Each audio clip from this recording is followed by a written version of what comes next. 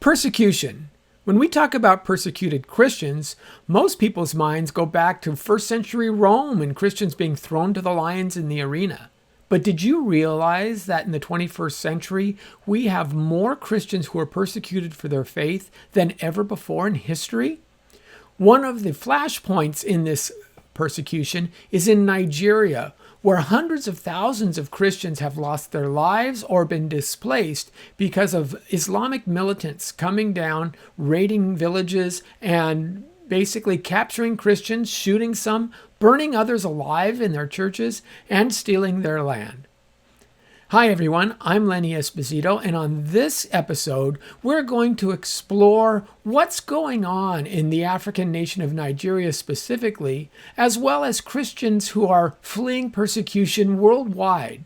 I have with me a special guest, and we'll talk about the nature of persecution as it looks in the 21st century, how the United States is addressing this problem, and how we can do better, both as believers who seek to help our brothers and sisters across the ocean from their suffering, as well as politically by seeking to be able to open the doors and allow more people to find shelter and solace in the United States. It's an important topic and one that has some complications to it, I admit, especially in this political climate, but it's also something we shan't shy away from because people's lives truly hang in the balance. It's helping persecuted Christians. On this, come let us reason together.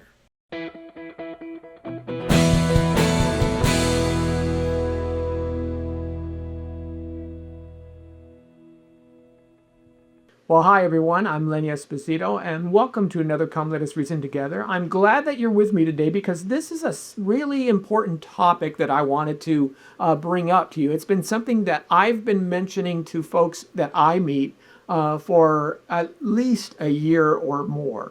I've always understood that persecution is actually more common today than it was in the past, simply because we're more effective at it. We have better tools and better ways of suppressing people and being cruel. And so it should be no surprise that as a cruelty becomes more refined, that the people upon whom cruelty will be inflicted would be more targeted, I guess I should say. So specifically, we're going to talk about the Nigerian problem, but there's problems with Sudan and other aspects as well, and how the United States can perhaps do something about it, and how you and me as Christians living in the Western world can help promote that. Now, with me today, I'm not going to do this on my own. I have a guest who is a specialist in this area, Matthew Soerens. He is with me. He's the Vice President of Advocacy and Policy with World Relief, which is an organization, a global organization that deals with these kinds of issues. He began his time with World Relief as an intern in Nicaragua, and he served at the Department of Justice served as a Department of Justice accredited legal counselor, and he has also assumed the role of U.S. Director of Church Mobilization and Advocacy for World Relief. He's the co-author of 3 books, including Welcoming the Stranger and Inalienable, which are both available through InterVarsity Press. And Matthew, welcome to the program. Glad to have you here. Yeah, wonderful to be with you, Lenny. Thanks for having me. Well, now this may come as a surprise for some people. I know that there's kind of rumblings that folks have. Maybe they've heard a little bit of something about Nigeria, but let's paint kind of a broad picture initially so that people can understand the breadth and the depth of what's going on in Africa right now, in Nigeria specifically. Can you kind of sketch out, as you understand it, what the issues are and how Christians are being persecuted there? Yeah, Nigeria is, of course, just one situation around the world where Christians are facing pretty severe persecution, but it is one that has, I think, appropriately gotten a lot more attention in the last few weeks and months. Nigeria is a very large country with a very large population, with a lot of Christians and with a lot of Muslims. And even amongst those groups, there are all sorts of differences in terms of tribal differences, different, religious subgroups. Obviously, there's different kinds of Christians, there's different kinds of Muslims as well. And I think there's a long history of Christians and Muslims generally living fairly peacefully together in a country where they were generally, it's the north of Nigeria is more Muslim, the south of Nigeria is more Christian, and sometimes it's at sort of the intersection points where there have occasionally been tensions. I think what we've seen in recent years, most people have probably heard of Boko Haram, which is basically a terrorist group with the sort of Islamist extremist ideals. But a lot of the challenges are also rooted in long-standing disputes over resources, some tribal distinctions as well. So people who at one point were living relatively peacefully together, there's been a very significant level of violence. Nigeria is actually, if you look at Open Doors, for example, which is a partner that we really appreciate that tracks the persecution of Christians, they wouldn't say Nigeria is the top country of origin for persecution of Christians, but it is actually the top for deaths of people persecuted on account of their faith, at least in recent years.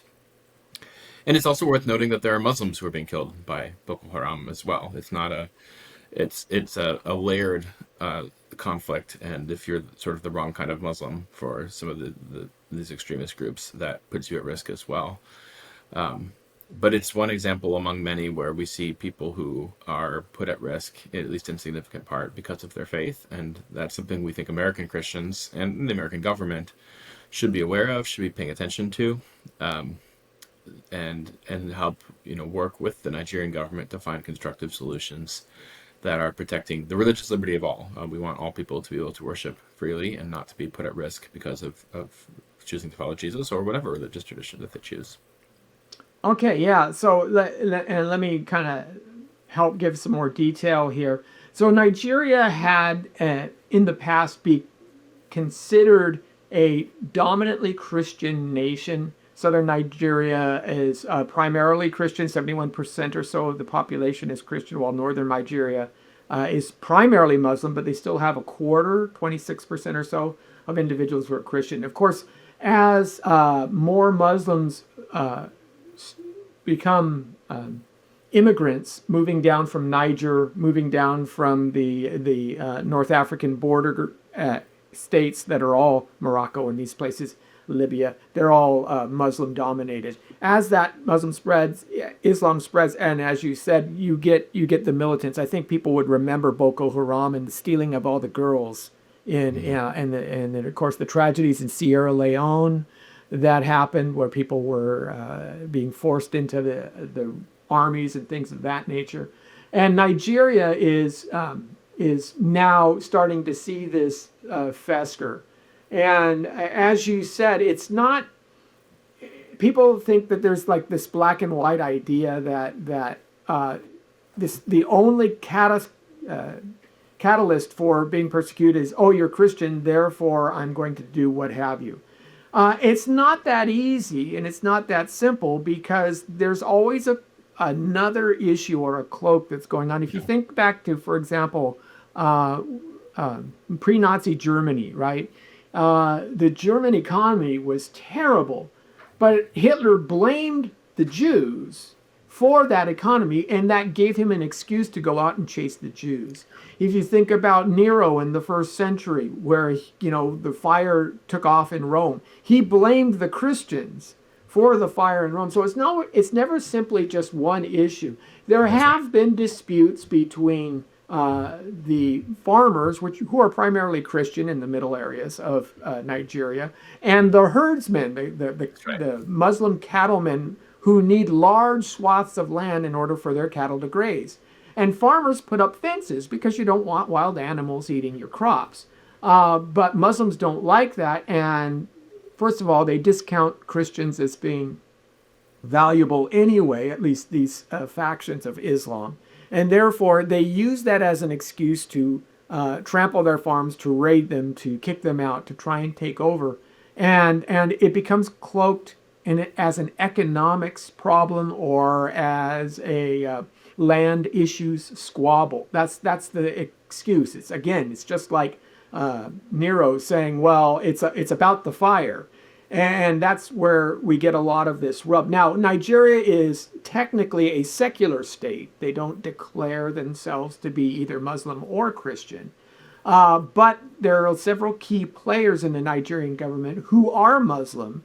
And they're giving a lot of cover to the Muslims. Matter of fact, what the Nigerian Christians are saying is, look, if this is just a land squabble, then fine. Let us have police. Let us have law enforcement so that we can at least protect ourselves. But what's happening is people are being, hundreds of people thrown into churches and churches burned alive. They are having dozens and dozens of funerals every week. Add to that, I mean, as you said, Nigeria has the highest death rate in the world for Christians being slaughtered for their faith. Add to that the hundreds of thousands of people who are being displaced, who are not necessarily being killed, but they've been moved off their land and their land has been stolen. They have no place to go. They have nowhere to live. And it becomes a massive, massive crisis that the government can shield itself from by saying this has nothing to do with religious freedom. This is all simply a land issue. Is that a fair assessment?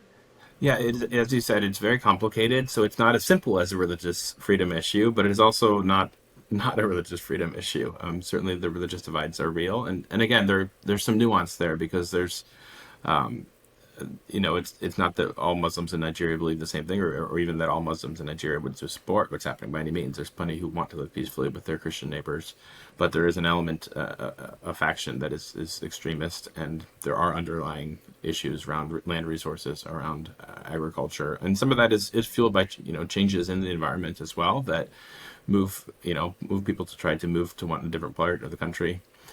I do think the point you made on displacement is extremely important, and that's one of our primary concerns at World Relief is people who've been forced to flee their homes. In Nigeria, you have a lot of internal displacement, so because there are parts of the country that are relatively safe for Christians, often this means moving to a different part of the country where people would be safe. It is a unique case. I mean, often when we see Christian persecution, it's in the context where Christians are like a very distinct minority within a country. Nigeria, it's roughly 50-50 at the national level, right? I mean, there's actually more, I believe I'm right to say there's more Christians in Nigeria than any other country in Africa. There's also more Muslims in Nigeria than any other country in Africa. It's just a very large, very populous country. Yeah, it's about 106 million, if I remember Yes. right.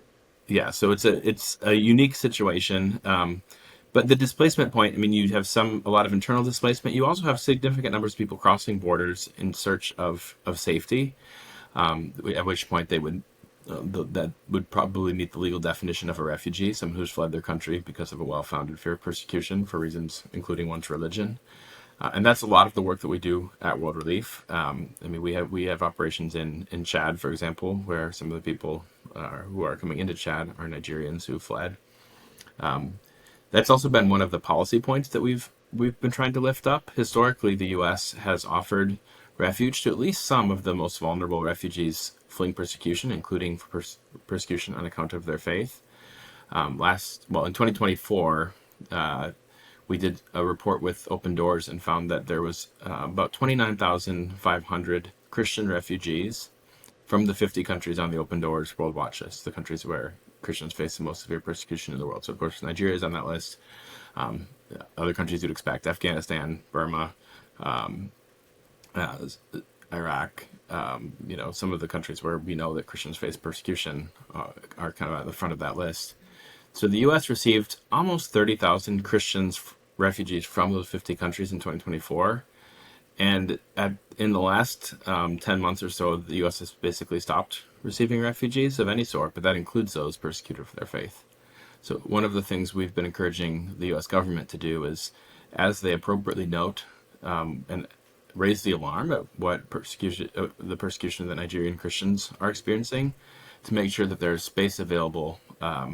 Not that the U.S. can take everyone, but we can take some of the most vulnerable cases among Nigerian Christians and others who've fled persecution for their faith. We're aware of at least 14,000 Iranian persecuted religious minorities who are in the pipeline for resettlement to the U.S., and that's been put on hold at the moment. So we really want to encourage the Trump administration, encourage both Republicans and Democrats in Congress to prioritize a reasonable number of refugees coming in, at least close to the historic norm, which would be 50 or 1,000 or a little bit more, and to ensure that there is a priority for those who are fleeing religious persecution. And I should say, persecuted Christians are extremely important to us because we are Christians. There are other religious minority groups that are also persecuted in different contexts, and the principle of religious freedom is that we don't think anyone should be persecuted for their religious faith, and we Right. obviously want that for Christians, but we want that for Yazidis in Syria as well. We want that for Uyghur Muslims in China. We want that for any religious group to have the freedom to practice, to make those decisions for themselves. Right. So there's a couple of approaches here. First of all, as you say, when you displace that many people, where do they go? Even if they want to stay within their own country, where do they go? Where's the housing going to be for them? Where are the jobs? If you've grown up third generation, fourth generation, 10th generation farmer, and you can't just pick up and move into the city and expect that you're going to And survive that's just largely what fine. people have done, but it is a very challenging transition. Yes, yes, and especially if you have family with you and you've got to be, and so it's going to be a difficult move. There's just the logistics of it, moving a significant portion of your population to another area, not to mention the fact that these things don't happen in a vacuum. If what is being displaced is farmland and they're moving on to cattle grazing, well, who's growing those crops now? Where did those crops come from? How do you feed your people? So even here you see that the government is kind of not helping itself or not helping its people by allowing this kind of thing to go on. And you're going to get pressure points. You're going to get the nation. And I don't know if does World Relief help resettlement within the nation itself? Is that one of your projects? Now, we don't have any programming in Nigeria right now. We interact with some Nigerians in Chad, where some of them are becoming Okay. refugees, and then in the United States, where we do refugee resettlement historically, Okay. is where we come at the persecution angle most directly. I see. So and it's the United States. Now let me unpack this because again from a political position, there's a lot going on internally for us as well as U.S. citizens. As you said, the United States has always had some kind of a program that afforded refuge to individuals or groups who were either clearly targeted or were persecuted or considered, endangered for certain aspects. However, during the Biden administration, that became a really loose criteria, and there's a lot of people who started pulling back, started asking, what qualifies you to seek asylum status? I guess I should say asylum status was the phrase, the key word that was driving, and asylum status was started to become fairly loose. At the same time, there were, especially through Central and South America, many people who probably could legitimately claim asylum because the drug lords were taking over everything. Well, problem then becomes you can't take everybody. You can't take 10 to 15% of all these South American nations who want to just live peacefully because the drug lords and the cartels are running. You just can't manage that. So one of the things that Trump did, of course, he ran on a platform of immigration control. And as his pattern is, when something isn't working, basically he shuts it off. He breaks the system. He doesn't finesse it. He says, we're going to shut it off, and then we'll figure something out. I think that's what's happened because what he did at the beginning of this year was he stopped receiving refugees. He just stopped. Now, that doesn't mean that these people aren't in danger or that they're not being killed, but he did stop. One of the things that recently happened that was making the news last week in the end of October was he actually again recognized Nigeria as a country of particular concern. This status used to be part of Nigeria way back in the 20 teens. As a matter of fact, through Trump's first presidency, he had that established as part of the concern for Nigeria. Biden removed that. And I don't know what motivated Biden to take that away, but he removed the idea that Nigeria was a country of particular concern. That's a legal designation. Trump has since last week reestablished that and declared Nigeria a country of particular concern.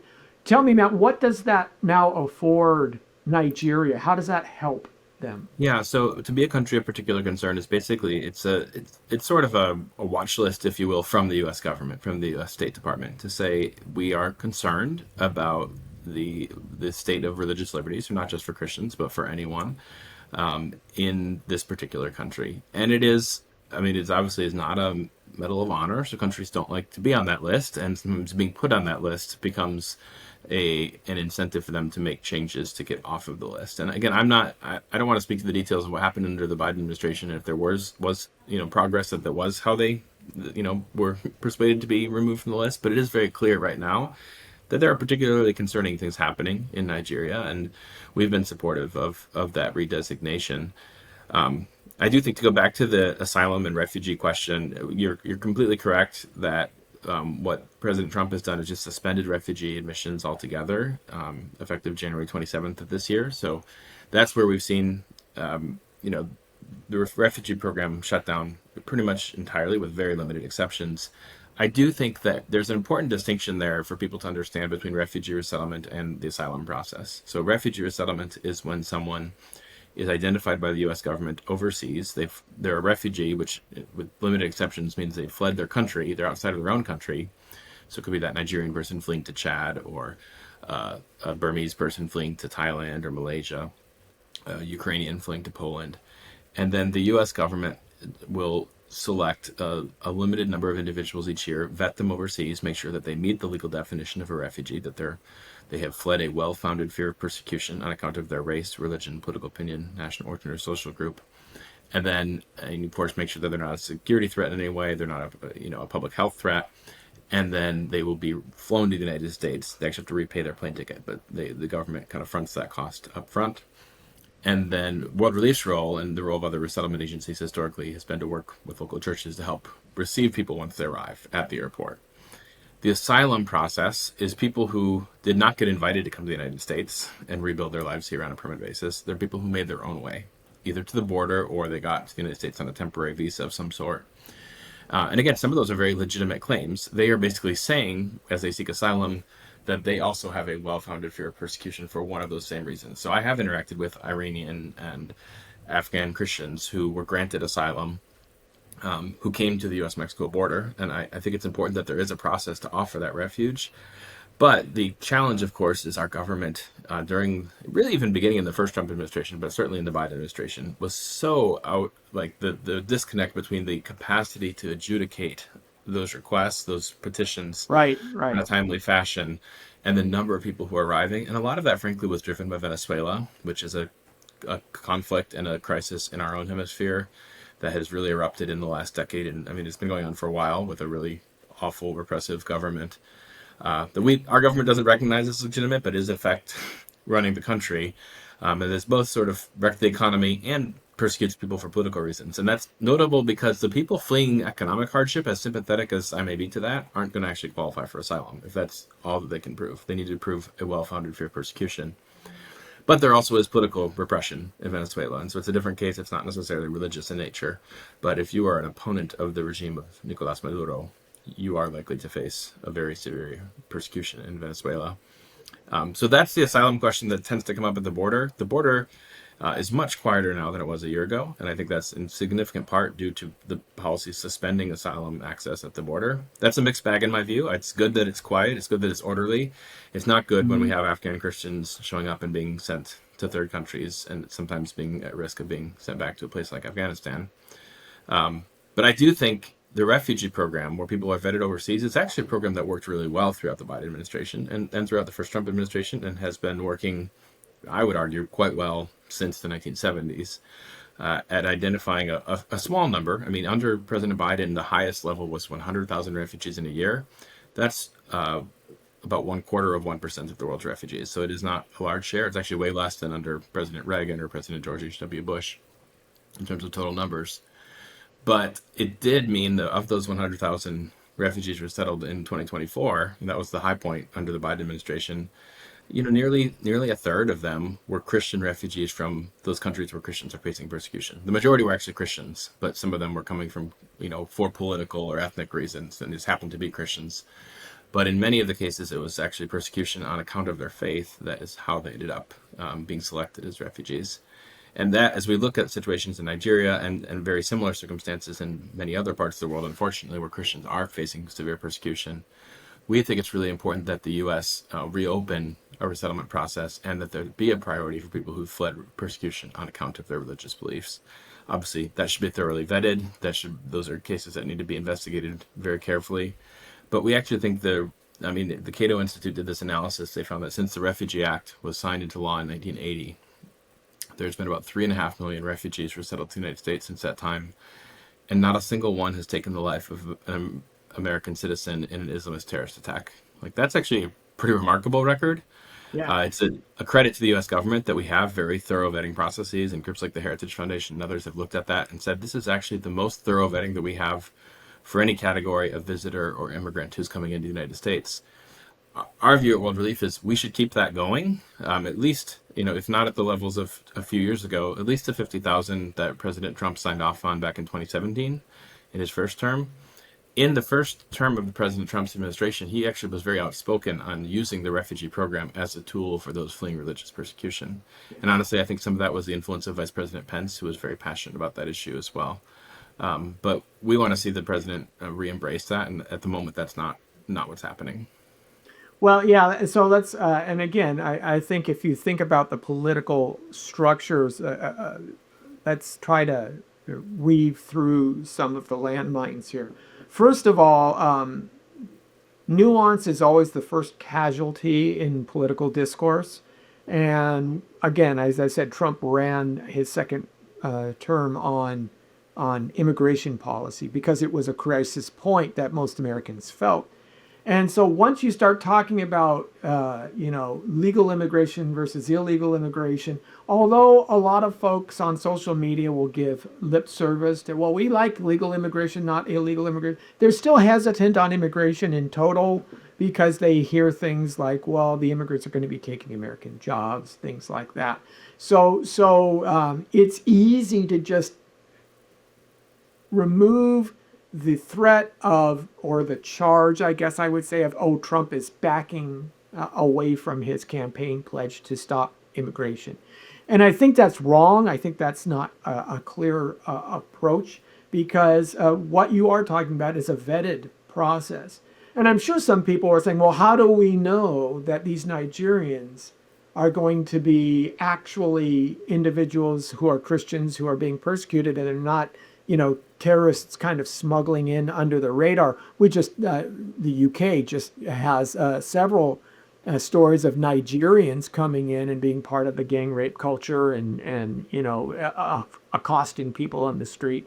Now, I'm assuming that those are more Fulani extracts coming into the UK. But how do we know this? And as you say, the vetting process is something that should be held up. The second thing is, if we look at the H-1B visa program, for example, there's one of the most fascinating things that you can see is the Nigerian patriots, the Nigerian nationals who come in through the H-1B visa, they actually average a salary of about $95,000 a year. They're actually higher than Asian and Indian immigrants who come in because they're highly trained, they're technologically adept, and they're willing to work. And so you're seeing, and that's fascinating for a number of reasons. It kind of dispels the whole racist ideology that just because you're black, you can't make money either, because they're making quite a nice salary. So here you do have a significant portion of that of ethnic origin who are coming to the United States and succeeding very well in adopting the culture and things like that. Now, I realize that visa program is completely different than, again, a refugee who's agrarian in his outlook and in his training. So we have that concern. But overall, as you say, when we look through this program, you're saying that we don't find the criminal element represented because they are always screened out ahead of time. Is that a fair analysis? Yeah. I mean, of course, you can find instances of 3.5 million refugees where a few people have committed crimes, but there's a lot of good studies that find that, and actually, if you look at immigrants more generally, they're committing crimes at lower rates than native-born citizens per capita. And I think a major part of that is the vetting process that there is. I think, again, some of the specific concerns that we hear around terrorism, that is where you see a remarkable history of keeping out people who would do wrong. It doesn't mean that no one who came in as a refugee has ever committed any crime. Of course, a few have, but they're less likely to do so than the average American citizen. And on the economic angle of that as well, of course, most refugees are not, the people who come in with an H-1B visa, that's just a highly skilled worker visa. So they're coming in selected because they have a great deal of skills, which many people in Nigeria do. Most of the refugees are probably not in that category. They're probably part of the persecution that they've experienced has been not being able to access education in some cases. But even without necessarily an advanced level of education, what we see of refugees generally from any country of origin is that they play a really important role in the U.S. labor market when they arrive. And this is true. I mean, when we talk about skilled immigrants, there are different kinds of skills. There's people who have master's degrees in computer technology, and that's an important skill that we could use some more of in this country, and medical degrees who can be doctors. And there's quite a few Nigerian doctors actually as well. But you also have a skill that I don't have, which is working in agriculture in the United States. I mean, if you look at the American agricultural system, it's heavily reliant upon immigrant workers from various countries, not primarily refugees, but there are a significant number of refugees. And refugees are all authorized to work under the law. So there's not a legal question there of should they be doing that job. If someone is admitted as a refugee, they're authorized to be employed from the day that they arrive. And one of the things we've experienced at World Relief is a fairly significant number of the refugees that we serve work in agriculture or food production in some way. Particularly right now, the Department of Labor has actually warned in the last few months that food prices will be going up, and that's actually related to a shortage of agricultural labor in the United States. Some of that's actually probably related to immigration enforcement.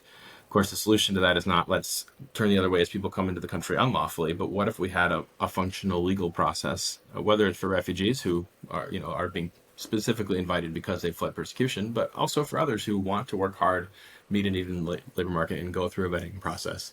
We think that would make a lot of sense and be in the interest of Americans. I mean, on that political level, immigration was a key issue in the last election, so were grocery costs. And it would be in the interest of any American president. Obviously, we're not a partisan organization to support one side or the other.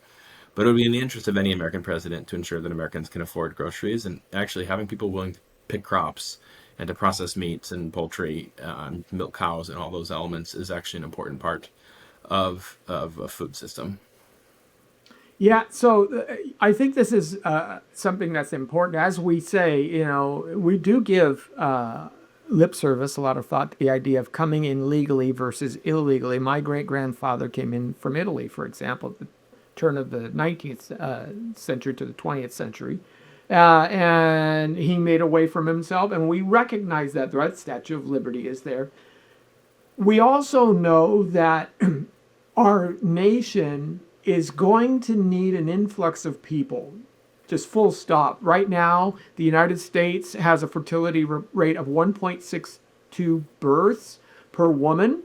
Now, if you think about that, that means that a woman needs a man in order for them to conceive.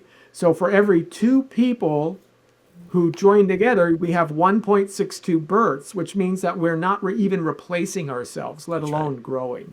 We're shrinking. And you can go back on the podcast. I have 3 or 4 of these that I've talked about, raising the alarm about how this is probably the biggest crisis point that our society, our culture is going to face, because if we don't replace ourselves, there's a lot of really bad things that happen. And wouldn't it be better than to replace, if we can't at least bolster our own fertility rates, then where are the people going to come from? And if the people are going to come from outside, then shouldn't we at least vet them and not, just turn our blind's eye and allow illegal immigration to take over? Because I think a vetted immigration process, as you say, is going to be a much more appropriate way and a much more robust society that we will get from it. Yeah, I think that's a really important point. And, my wife and I have 4 kids. We're doing our part, but the reality is birth rates are pretty low in the United States. They really They're are. even lower in many parts of Europe and in South Korea and Yeah, Japan. And South Korea is done. There I mean, in 50 years you won't have South Koreans the way you see them today. They're one done. the interesting thing is part of their challenge is that they don't have a history of immigration. Like that's not like a part of their national story the way that it is in the United States. So your grandparents came a century ago from Italy, and mine came 150 years ago from Holland. Like almost all of us have those stories in this country, and not that it has always been smooth or easy. And our ancestors probably faced certain challenges in integration when they arrived, and certainly there will always be challenges. But one of the great blessings of the United States of America, I think, and I mean, President Reagan used to say this, and lots of, I'm not coming up with this original thought, but has been the idea that you can become an American, that there is a process, a way for someone, it's not an ethnic identity, the way that in a lot of countries, I mean, even if there's a process for naturalization, you're never going to be viewed as really belonging if you're not of the same ethnic group. That is not, again, not that we've done that perfectly by any means in the United States, but we have a way to become American. And our concern is actually, that there's a lot of Nigerian Christians who have been persecuted, who've been forced to flee their home. I think actually a lot of them would make really good Americans, and I would love for at least some of them to have that opportunity. There's and not only Christians either. We're not saying only Christians, could become Americans. There's people who would embrace the constitutional values of the United States, who've fled persecution for various reasons. But we find that resettled refugees have a greater appreciation for religious freedom, a greater appreciation for the political freedoms that we have in a democratic form of government, for the economic freedoms that we have. Especially, you talk to people who fled Venezuela, they know what socialism can do to an economy. They tend to be, big fans of the traditional American economic system. And I think that's actually an opportunity for rejuvenation for the United States. And then on a Christian level, it's not, more important to me, frankly, than rejuvenating the United States is the well-being of the church. And we also see that someone who's been persecuted for their faith, I've had this experience with some of my Burmese neighbors. Burma is actually the top country of origin for refugee resettlement in the last 20 years. In Southeast Asia, a country with a very repressive military government, largely a Buddhist country, but most of the refugees resettled have been Christians, about 2/3 of them, and actually most of the rest are Muslims, who are another persecuted religious minority in Burma, the Rohingya. But most have been Christians, a lot of Anglicans and Baptists, many of whom will tell you about the missionaries sent from the United States, a generation or two or three ago, who brought the gospel to their people group. And, I've had some of those Burmese Christians, refugees, at my door in suburban Chicago to make sure that I know who Jesus was. And you have people who have a really passion for evangelism, a passion for God's word, in part because their faith has been refined by persecution. Right. And I mean, I think sometimes people are very concerned, well, is immigration some sort of invasion? And I'm not discounting we should have secure borders. We should have, appropriate processes to vet people. But immigration could also present a revitalization for the church in the United States, because so many of the people who are coming in are bringing a vibrant Christian faith with them. And others will encounter Jesus for the first time when they're for the first time in their lives in a context of religious freedom. And we've seen that with some of the Afghans who've come from a country where there's very, very limited there's no religious freedom under the Taliban. And yet people are encountering someone who follows Jesus, perhaps for the first time in their life, when they have landed in the United States. And when they're loved well, which is our call as Christians to love our neighbors, whether they would ever share a faith or not, it's quite common that people ask that question of, why do you love us? And we get to, as it says in 1 Peter, to be ready to give an answer to everyone who asks you for the reason for the hope that is within you. And we see that, so sort of a double-edged sword. There's both people who come in with a vibrant Christian faith, and there's others who come in and might encounter Jesus for the first time in the United States. And for me, that's just a great opportunity for the church if we have the eyes to see it. Well, I look at the UK again. You have the Anglican Communion, and what we see is those folks within the African nations who are standing staunchly for biblical values and opposing the rampant progressivism that happens to be infecting the England and the UK version of Anglicanism.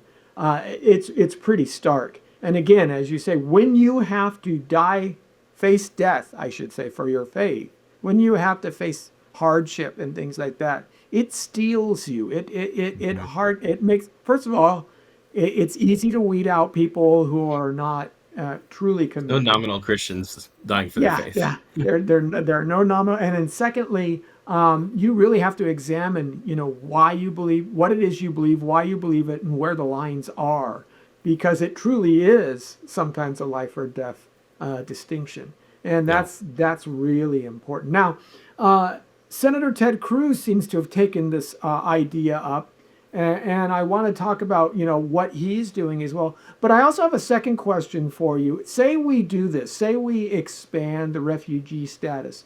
One of the problems with the asylum process that we had faced is there simply weren't enough people, enough judges, enough. There Hmm. wasn't the infrastructure ready to be able to handle all of these claims.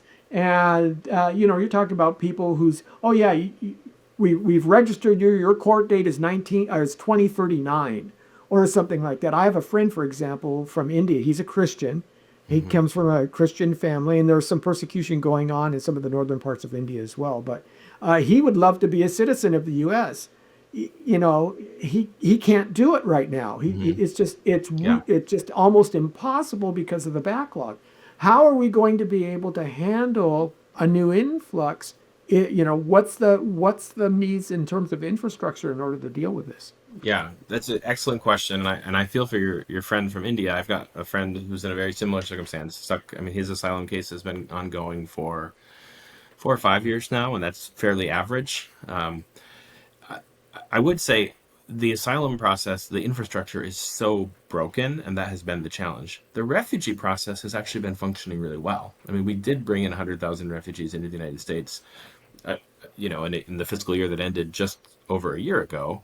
And one of the concerns that I have, and we have at World Relief, is when we kind of yo-yo the refugee program, you build up infrastructure and then it all goes away suddenly, and it's hard to rebuild that. I mean, it took, frankly, when and part of this was COVID, the COVID pandemic, but we were down to a national level of about 15,000 refugees, even a little bit less, coming in 2020. The Biden administration came in, and they did not rebuild the refugee program initially in the ways that we hoped that they might. And then you had a crisis in Afghanistan, and suddenly they needed infrastructure I don't know. for, you needed churches to help welcome people. And we did our very best. We welcomed a lot of Afghans at World Relief, and we're really, thankful for the opportunity to do so. Again, some of those people persecuted for their faith. The vast majority of them were persecuted primarily because of their association with the U.S. military. We're glad that they were able to get out, and it's worth saying not everyone did get out, and we're concerned about those left behind. But that in some ways supercharged the rebuilding of the refugee infrastructure, so that by 2024, I mean, it went up year after year. There was a pretty good system in place. And again, there are some costs up front that taxpayers bear in terms of the cost of vetting people overseas, cost of helping them get on their feet when they first arrive. But there was a study out of Notre Dame that basically found that usually by year 8, the average resettled refugee goes from receiving more from taxpayers in terms of governmental expenditures on their behalf to paying in more taxes than they're receiving. So like in the long-term picture, by year 20 after arrival, the average refugee adult has contributed $21,000 more in taxes at all levels than the combined cost of governmental expenditures on their behalf going back to their initial resettlement. So we actually think, with a long-term perspective, this is not only, addressing some of the population decline challenges the United States has, it's addressing the religious liberty dynamics because so many of these people are persecuted for their faith. It's also in the economic interests of the United States. And so that's, I mean, we're seeing some of that infrastructure reduced as we speak, and I think that's a concern.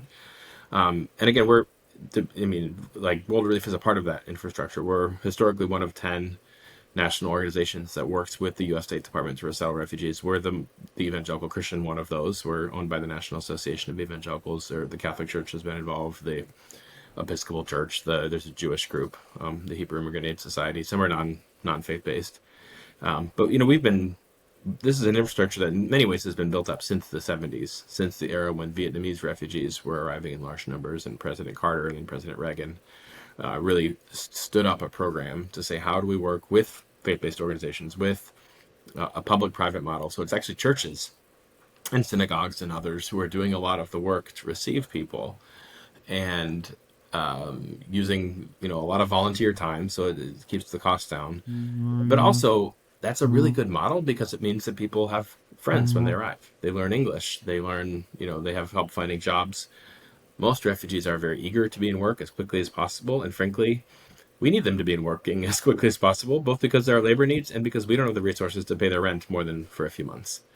But I think my concern is the more that we tear down that infrastructure, not only does it leave behind people like persecuted Nigerian Christians, it also, desperate people are more likely to show up at the border when the legal options that involve, waiting in an orderly process and being vetted overseas are diminished. And I think that's actually part of the story. And some of this is just the COVID pandemic. It wasn't a political decision, it was a global challenge. But that, I think, actually is one factor in the challenges we saw at the border starting 2022 or so, was sort of all the pressure of the border being shut down for public health reasons, and then it was more people than our government had the infrastructure to handle. I think it's really important. I've spent a lot of time at the border.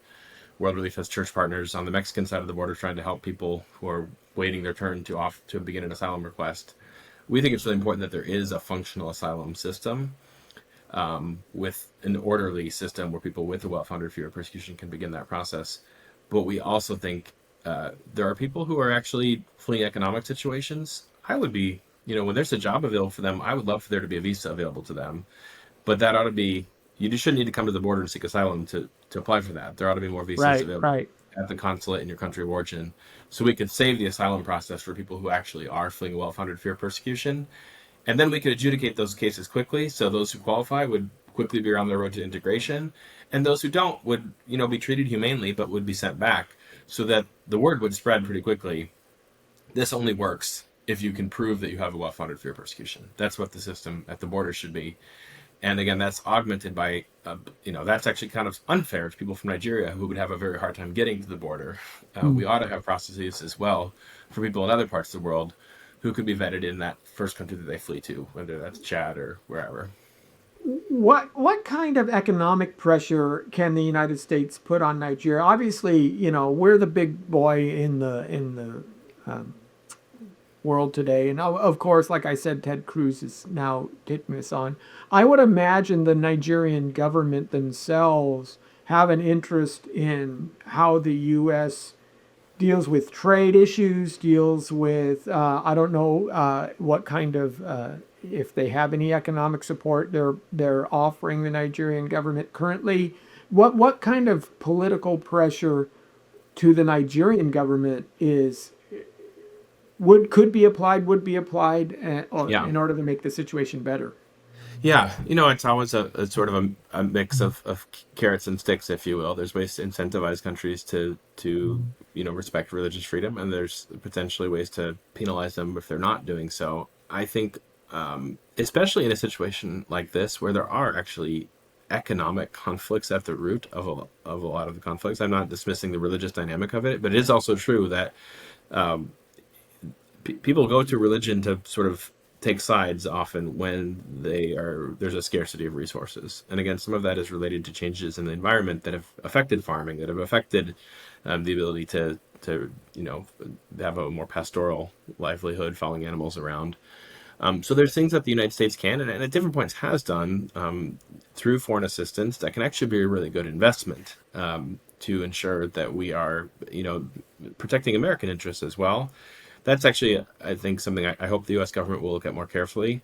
Not every dollar of foreign assistance is spent well, but there are ways that the U.S. government can actually address issues of poverty, of environmental challenges, and of conflict in ways that promote the well-being of all people, and that ends up being in the interest of persecuted Christians and ensuring that they're not targeted when resources are scarce. Okay, so a couple of things. First of all, why don't you take me through the process? Say you have a refugee who is granted now asylum in the United States. What's his experience like for, say, the first year or so? Where does he go first? How does he see this? Kind of paint us a generalized picture of how that looks. Let me just talk about refugees first, because even the language of asylum, the asylum Yeah. seekers, they're going to have a very different experience. But a Yeah. refugee, I'm specifically talking about refugees at this point. yeah, Yeah. so refugee, they went through that whole process overseas. It might have taken years. I mean, we resettle people who've been living in camps for literally decades sometimes. But once they get to the point that they are boarding an airplane to the United States, they've gone through all that vetting, they've been approved by the U.S. government. We get a notice as World Relief, usually a few weeks in advance, that this family is coming. And we work with church partners in places like where I live in Chicagoland or in communities around the United States to find housing. So, where's an apartment available uh, that we can rent for this family? You know, it's a family of five from Burma, let's say. Where is there a two-bedroom apartment available somewhere? As soon as that family arrives, we will be there at the airport. Usually, our goal is to have every family welcomed by what we call a good neighbor team, which is a team from a local church that's going to come alongside that family and really invest in them relationally beyond what a single caseworker could do. Uh, and then in the first few days that they're in the country, we're going to make sure that they get their social security cards, that they usually would qualify. I would say they previously qualified for food stamps. That not separate from the government shutdown question. The budget reconciliation bill last summer actually made refugees ineligible for food stamps when they first arrive, Hmm. which is going to be a new need for churches to step up because that is something refugees have historically relied upon So in those first few months. food pantries Yeah, become crucial here. yeah, and we're going to see a lot of needs. I mean, that is then a separate question with lots of American citizens right now, also because we're recording this with the government shutdown going into effect. But even when the government shutdown is over, that's still going to affect refugees, and there's going to be more need for food support from churches. But very quickly, we help refugees find work, usually within the first month or two. We work with lots of employers who are very eager for people to fill labor needs. So it depends where in the country you are, what that work looks like. But a lot of factories, sometimes agriculture. In some parts of the country, it's more hospitality industry, like hotels, restaurants. And then, of course, actually about 40+% of refugees who are resettled are children. So you have lots of kids who need to get into school. And just being a liaison with a school district to make sure that there's kids can learn English. We find that, I mean, this is just the way God made human brains. Children learn English very quickly. Their parents Absolutely. usually do in time, but well, it depends. If they're 20, they will in time. If they're 70, they probably won't ever learn English, if we're honest. But it's a harder process the older you get. But kids tend to pick up English very quickly. And then one of the most important things that we do is that process of cultural integration. And a lot of that is really that good neighbor team, that team of volunteers from a church who are going to sit around and drink a lot of tea. Some cultures it's coffee, but most cultures it's tea. And, you know, get to know this family, practice the language, help kids with their homework, help navigate things as simple as like, your mail, which it is can be very confusing. Navigating health insurance is very confusing for American citizens, but try doing that in a foreign language in a system that you're not used to. The mail that the letters that come from the school's teacher, or even things as simple as like, oh, this letter that says you won $1 million. Sorry, that's junk mail. Like, don't look at that. Just throw that in the trash. Um, all those things that maybe we would take for granted if you were born in this country are the ways that our staff, but especially church-based volunteers, can do to help those families adjust. And again, it's not a linear process. It's not that year three they're fully adjusted. It goes sometimes there's ebbs and flows. People have also the persecution that qualified you as a refugee often means that people are coming with a great deal of trauma as well, and sometimes that sort of is out of sight, out of mind until they're finally safe. And after a few months of sort of a honeymoon of how wonderful it is in the United States, they start to realize like, oh, this culture is very different. For most people that we resettle as refugees, they come from much more communal cultures, so they tend to Hmm. find the American culture to be very individualistic. And why do my neighbors always call me before they come to my house? Why don't they just come over and spend time with me? What's with all That's these just a cultural fences? difference. What's with all? Why is everybody divided? This is Yes, mine, that's yours. That's yes, it's just a different. yeah. There's cultural differences, and that's it's a process of learning how the United States works. And there's things we as Christians, and I think there's some things we can learn from especially our brothers and sisters in Christ from some other cultural backgrounds as well, about like the value of spending time with people and not being so isolated and focused on. We tend to have a very high value on time in this country, and very high value on money. And I think sometimes we can learn things from, especially our brothers and sisters from other contexts. Yeah, I agree. That's helpful.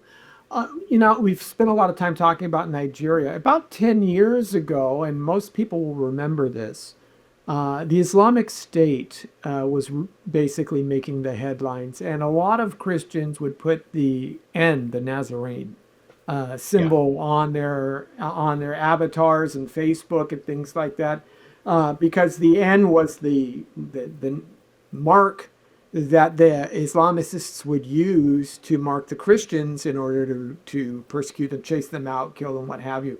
And across much of the Fertile Crescent, what happened was you had historically Christian cities, Hmm. Christians who were dominant in these areas, and now it's almost completely Muslim. And these were also refugees, and I'm sure you've helped. Are we still seeing that? Is that still an issue? What happens to those folks who are coming in? Because they're kind of almost faced with a double disadvantage. First of all, of course, they're a refugee and they're coming into the country. But secondly, because they come from Iran or Hmm. Syria or something like that, they're also Middle East. And Hmm. while many people may give a pass to someone of African descent, Middle Eastern descent might arouse more suspicion. How are these? Are you still seeing a surge in these refugees, and how are they faring? Yeah. Again, basically no refugees are arriving in the last 10 months, but in Right. 2024, we were still seeing significant numbers of Syrians, um, some Iraqis, Iranians. In fact, the majority of Iranian refugees are Christians who get resettled in the United States. There's a special program for persecuted religious minorities out of Iran, so most of them end up being Christians. There's also Jews and Zoroastrians who qualify for that because the Iranian regime does not tolerate any dissenting religious Yeah, the beliefs. Ayatollah is pretty strict.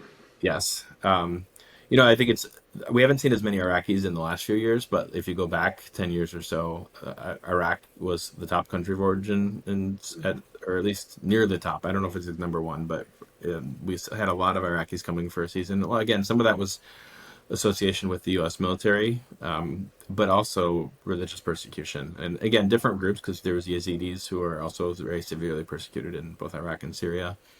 But about a quarter of refugees resettled from the Middle East are Christians, which of course is way higher than the share of the population in most of those Middle Eastern countries that are Christians. And it's because, and that's Christian of any Christian tradition, not just like evangelical or Protestant, but you have a lot of historic Christian communities there that unfortunately were largely pushed out. We're Yeah, still, Syria was a Christian country. I mean, yeah, it was the first evangelized country outside of Israel. yeah, and I mean, it is really tragic to see the disruption of Christian communities, and then there is also the conversation of like, well, should we help those people to flee and find safety, or should we help them to stay? And I mean, I feel that it's a little not my role to answer that question. Like, I of course want people to be able to stay, and I think we should encourage our government to do what they can to make it possible for people to stay. But I also don't think it's our roles to second guess when people have made a difficult decision to leave. Uh, I mean, we sometimes will hear this from people like, well, those people need to like stand up for themselves. It's like they're a very distinct minority facing a terrorist group. Like their decision was to die or to leave. And I go back to biblically Matthew chapter 25 when Jesus is judging the nations. He says, "I was hungry, you gave me something to eat. I was thirsty, you gave me something to drink. I was a stranger, and you welcomed me." And scholars can debate whether that, when he goes on to say, whatever you did for one of the least of these, my brothers and sisters, means fellow Christians, or if it's broader than that. But a lot of these people are fellow Christians who have been forced to flee. And there's this sense in which Jesus suggests we are actually welcoming him when we welcome those who've been a stranger in a different land because of their faith. To me, that is very motivating. Like, I want to be in the sheep side of that, not the goat side, who are being told, depart from me. I was a stranger and you did not welcome me in. I was hungry and you did not give me food. And that's for the church. And that's not a.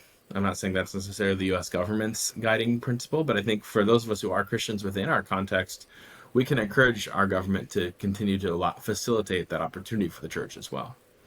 Yeah, and I think that's a really crucial point. Too much uh, these days we have offloaded our responsibility onto government, and why isn't there a program for this? And I've always been an advocate for withdrawing that. I think government should do as little as is feasible, because the more that the individual takes responsibility for, the more the individual actually learns, and the more that it's done in the right spirit. If the government is forcing these things upon people, then you're really not being charitable, you know. And that's one of the complaints I've had with folks on the left who think that the government should be the source of all charity. It's like, no, that's not charity anymore. That's just redistribution. Yeah. We learn something ourselves by being charitable. Yeah. Now, go ahead. I was just saying, I mean, I think that that's really valid. I think when you talk about refugees, the complicating factor is the church can't decide how many refugees come in. Like, that's Right. not the No, church. yeah, and that's why I say as is feasible. There, with this specific issue, there has to be both sides. But it's the best model, right? What we do is we work with the government to say, okay, we'll set boundaries, we'll set standards. We can't background check people. We can't. But Yes. what we can do is we could take them off of the social safety net roles, and we can actually create informed and self-sufficient citizens who will then contribute to the society as opposed to draw from it.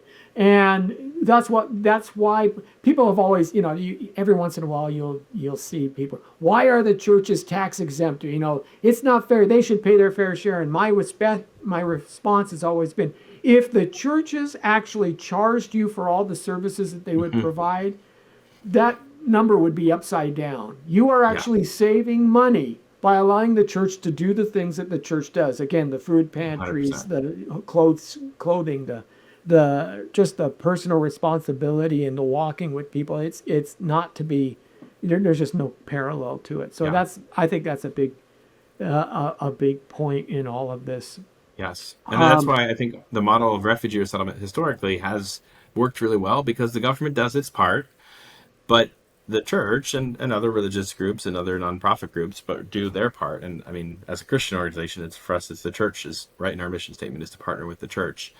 And I think, I mean, there are other countries. Canada has like two systems, one that's private with churches doing sponsorship and one that's all the government. And there's a lot of evidence that actually the outcomes are better when it's the church that's doing that welcoming. But the government, of course, does have the role in deciding who's allowed into the country. That's not something the church can do independently. Yes, exactly. Just one last question, really quick. How do you decide where people go? Do you try to keep, do you try to build like a mini Nigerian community in one area, or is it just simply we have trying to keep the numbers in balance in your various cities and locales where you have support? How do you make that distinction? Yeah, that's a great question. Some of it's sort of up to us and some of it's beyond us. So, for example, if a refugee is coming in and they have what we call a family tie, they say, my cousin lives in Orange County, California. Could I go there? We would do our best to accommodate that, because we know that people tend to do best when they have, they know someone to help them with the adjustment process. If people don't, the other factor we would look at is if there's unique needs, like if we have a child being resettled they've actually been prioritized for resettlement because they have a health issue that is going to require access to a children's hospital. We're going to look at where is there the support that kid needs to be able to live. And then there's other cases where it's a little bit more random. And so it's basically the various resettlement agencies. Again, this is how it did work, and everything's kind of paused right now. But historically, World Relief would say, oh, you have a Congolese family of 7. We've resettled a lot of Congolese folks to Aurora, Illinois, and there's a number of Congolese churches there, and we have caseworkers who speak a few different languages that they might be likely to speak. So why don't we send them to Aurora, Illinois, where I happen to live? So some of it is a little bit more random, and sometimes, people end up in very cold parts of this country from very warm parts of the world, and they have to get used to it. And they can move too if they want to. I mean, they're lawful residents. They have freedom of movement if they would like to go move to a different part of the United States. So as a refugee, they have green card status. Is that how it happens? So they have refugee status, which is a indefinite status, and then 1 year after arrival, under the law, they are both allowed and required to apply for their green card. and then 4 years after that, in most cases, they can apply for naturalization. Okay, If so they, there's a set timeline that yeah. they can follow from that. That makes sense. That is one of Uh, the changes of this. I mentioned food stamp eligibility. Refugees qualify for food stamps when they have their green cards, but they can't apply for their green cards for the first year, and then it often takes 6 months to a year to process. So it's actually when they're most in need of that support that they will not qualify for it, I which see. is going to be a challenge and one that we're hoping churches will kind of step into the gap to fill. Okay. Okay, great. What else? What am I missing? What else do we need to know about this time and this day in order to take action? What can my listeners do? Yeah, I mean, one thing I would say, even though there's no refugees arriving at the moment, there's lots of volunteer opportunities for the people who arrived a year ago. So, in many parts of the country, we have a World Relief office that works with local churches. So, you can go to worldrelief.org. I would also say the advocacy need right now. The President Trump just announced a refugee ceiling of 7,500, which was concerning to us because that is way lower than it's ever been in Yeah, U.S. history. that was like just last week. That's Last not week, that was yes. really recently. And I think honestly, what was most concern, well, I don't know, most concerning. One thing that was very concerning about that was we were hoping that persecuted religious minorities would be named in the presidential determination that happened under the first Trump administration. They were not. The only group being prioritized is Afrikaners from South Africa.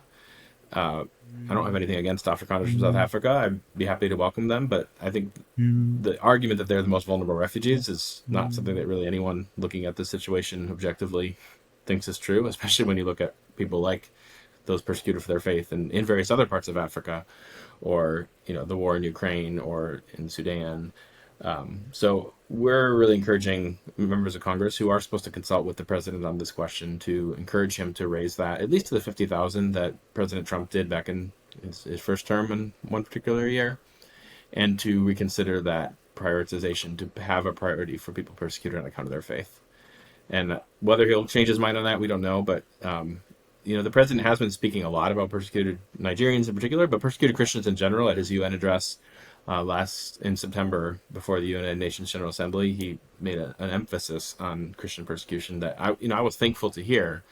This would be a logical ramification of that, and one that was there in his first term more explicitly. And we're kind of surprised that it seems to have fallen by the wayside here. Yeah, I'll be interested to see how Senator Rubio also, or I'm sorry, Secretary Yeah, Rubio now will respond in this, because he's also taking up this interest yeah. in these things, and so we may see something from within the administration that starts to Yeah, change. and We I hope. mean, I would That's say good. as senator, Senator Rubio was one of the strongest supporters of the refugee resettlement program, very consistently when he was So representing the state of Florida. he has the background, he has the knowledge, and that would be great. Yeah, All right, Matthew. Well, thank you so much. Anything I've left out on this conversation?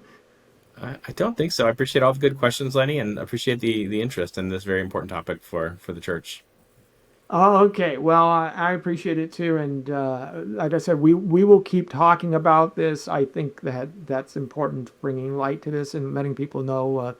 Well, there's also some folks I know who are working actually in Nigeria directly, and we're hope to bring them on also to kind of give you a on the ground experience of what the Nigerian Christians are facing. But thanks so much, Matt. Appreciate it, and thanks for all the efforts that you're doing here. Yeah, I appreciate it so much. Thanks for having All me. right. Talk to you soon. Bye.